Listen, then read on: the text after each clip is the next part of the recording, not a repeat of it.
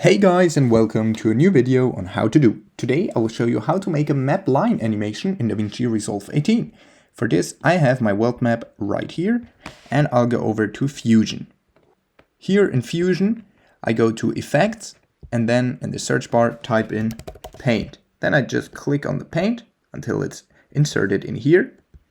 Then what you want to do is here on top select the polyline stroke, and now you can just click on your world map and start making those lines by typing on the map.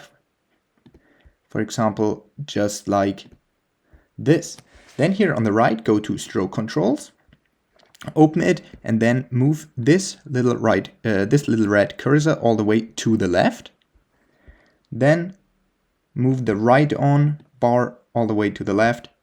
Click this little diamond button, move the right cursor all the way to the right, and move the right on bar all the way to the right. Of course, you can adjust the brush controls, like here you can play around with the size of the stroke. And here you can change the color, for example, to red. And then if we go back and watch the end result, this is how it looks. Okay, that was a quick tutorial on how to make a map line animation in DaVinci Resolve 18. If you enjoyed the video, please like and subscribe to stay tuned for more how to do videos.